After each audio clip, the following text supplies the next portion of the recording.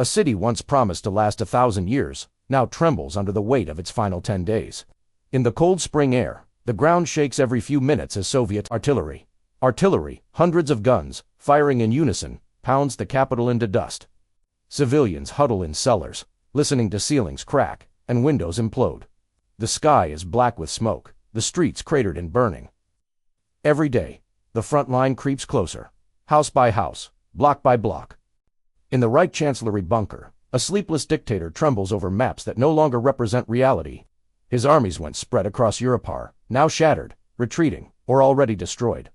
Around him are young boys given rifles with no ammunition, old men pressed into uniform, officers whispering about surrender, and fanatics ready to die rather than accept defeat. The world is closing in. The question is no longer if Berlin will fall, but how the final act of the Nazi regime will unfold, and how many lives will be dragged down with it. This is the story of the last 10 days. Inside a collapsing empire.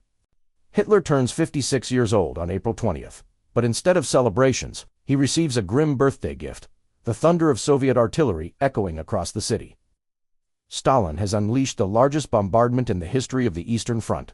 Over 40,000 shells per hour rain down on Berlin, shaking buildings and pulverizing entire districts. The Soviets are only a few miles from the city center. German civilians, their faces gray with exhaustion, scatter through streets littered with rubble and shattered glass. Water mains are ruptured, electricity has failed, and corpses lie covered with sheets because burial teams can no longer reach the cemeteries. And yet, the Nazi leadership insists that reinforcements are coming, phantom divisions that exist only on paper. Inside the Führerbunker, Hitler still believes the city can be saved. He issues frantic orders to imaginary armies and commanders who have been dead for weeks.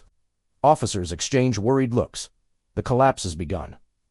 As the Soviets enter the Berlin suburbs, one of the most tragic scenes of the war unfolds. Facing veteran Red Army troops are the Hitler Youth, boys between 12 and 16 years old.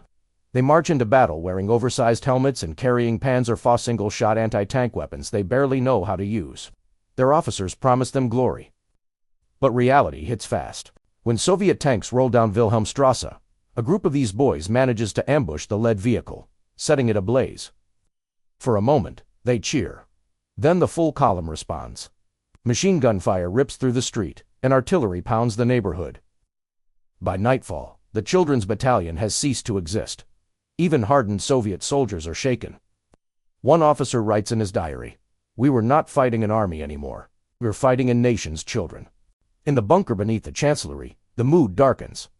Hitler's once loyal ministers now argue openly. Goebbels insists the city must fight to the last man, while others secretly prepare to flee.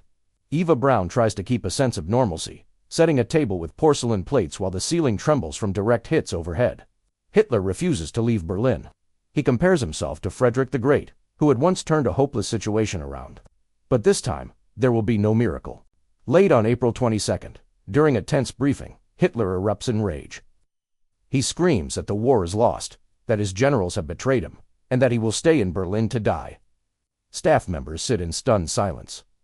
Outside, entire districts burn unchecked. Firefighters can't reach them. The smell of smoke, dust, and decay drifts through the city like a warning of what's coming. By April 25th, Berlin is fully encircled. The Soviets slam into the city from 3 directions, using flamethrowers, satchel charges, and direct fire artillery. Apartment blocks become fortresses. The fighting often takes place room by room, with soldiers blasting holes through walls to avoid sniper fire in hallways. Reports from the front describe surreal scenes, a tank firing point-blank into a hotel lobby. Civilians waving white cloths from shattered windows, while SS units force them back inside at gunpoint. Red Army troops battling Germans inside the tunnels of the subway system.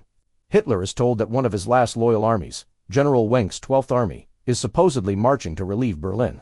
But Wenck's army is little more than a scattered group of exhausted men who can barely hold a defensive line.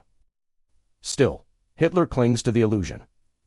In the bunker, hope is now a hallucination. Outside, the situation is catastrophic. Ammunition runs dangerously low. Water is rationed. Thousands of civilians crowd into the Tiergarten Park, boiling puddle water over makeshift fires. Yet the radio inside the bunker continues broadcasting messages about imminent counterattacks. The reality: Soviet troops are now only 500 meters from the Chancellery. That night, Hitler receives news that shatters him completely. Heinrich Himmler, his longtime alias, secretly tried to negotiate a surrender to the Western Allies. Hitler calls it the greatest betrayal of his life. Desperate, he orders Himmler's arrest. But the truth is undeniable. Everyone is trying to abandon him. Even his last hope, Wenck's army, sends a final message: we can go no further. In the early hours of April 29th, Hitler marries Eva Braun in a small ceremony lit by a bare light bulb. Afterward, he dictates his final testament, blaming Jews, generals, and foreign nations for the war he started. By this point, the Soviets are only 1 block away. On the morning of April 30th, artillery shells shake the bunker more violently than ever. Dust falls from the ceiling. Officers begin burning documents in the courtyard. The smell of smoke seeps into every room. Hitler finishes a simple meal, walks into his private study with Eva, and closes the door. Moments later, a gunshot echoes through the hallway. Outside, Berlin continues to disintegrate, but the regime that brought Europe to the brink of destruction is now leaderless and doomed.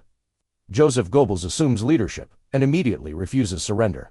His fanaticism ensures that hundreds more will die for nothing. Soviet troops fight their way into the Chancellery Gardens.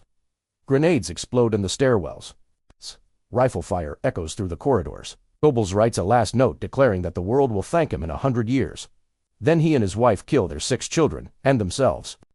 On the morning of May 2nd, the remaining German commander in Berlin finally surrenders the city. White flags appear from shattered windows. Red Army soldiers climb onto the Reichstag and raise the Soviet flag over the ruins of Hitler's empire. Berlin is silent at last.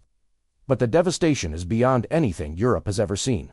Hundreds of thousands dead, entire neighborhoods erased, families torn apart forever, yet the war itself isn't fully over. Germany will officially surrender a week later. The last 10 days of Berlin were not just the collapse of a city. They were the collapse of a twisted ideology, one built on fear, lies, and brutality. Inside those final hours, in the bunkers, on the streets, in the ruined homes, the world saw the cost of absolute power, built on hatred. Berlin would rise again. Germany would rebuild. But the lessons carved into the ruins of April 1945 remain a warning to history. No regime built on cruelty lasts forever. And even the greatest tyranny collapses when its illusions finally meet reality. And that concludes our journey into this extraordinary moment in history. If you enjoyed exploring the past with me, don't forget to subscribe and ring the bell so you never miss our next deep dive. Now it's your turn. What historical event should we uncover next? Share your ideas in the comments below, and your suggestion might be featured in a future video. Thanks for watching, and as always, keep seeking the stories that shaped our world.